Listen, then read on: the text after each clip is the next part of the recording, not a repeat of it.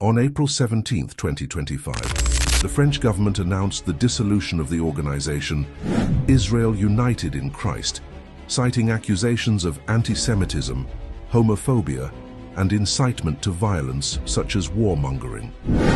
The French authorities claim that the teachings of Israel United in Christ promotes hatred and division, violating French laws on hate speech and secularism. The Prime Minister Gérald Darmanin stated that the group's ideology is incompatible with French values of liberty, equality, and fraternity. The French government dissolved Israel United in Christ for allegedly promoting hate speech. Yet Israel United in Christ teaches core values that are found in the gospel of Jesus Christ, such as loving thy neighbor as you love yourself, honoring marriage between a man and a woman in the sight of God.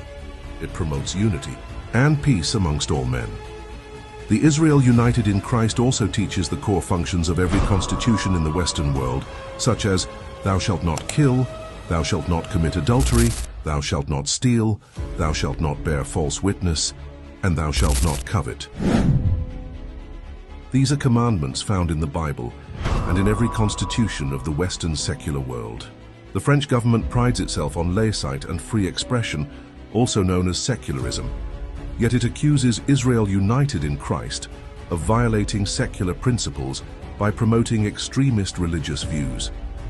The French government stands on its motto of liberty, equality, and fraternity, yet the government claims that Israel United in Christ undermines such French values while having a long history of racial and religious discrimination. French model was meaningless in Africa. When they slave people, exploited resources, and massacre protesters, France preaches liberty while banning religious groups, equality while maintaining neo-colonial economic control of African countries, and fraternity while fostering racial division.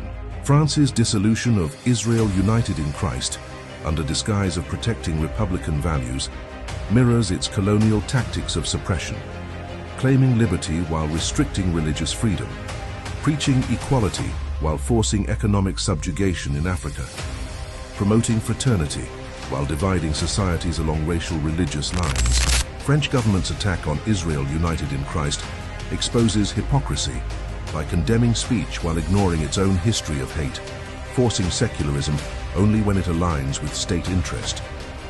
If France truly believes in its motto, they would allow free religious expression and finally atone for its colonial crimes, rather than silencing the teachings of the gospel of Jesus Christ, taught by Israel United in Christ.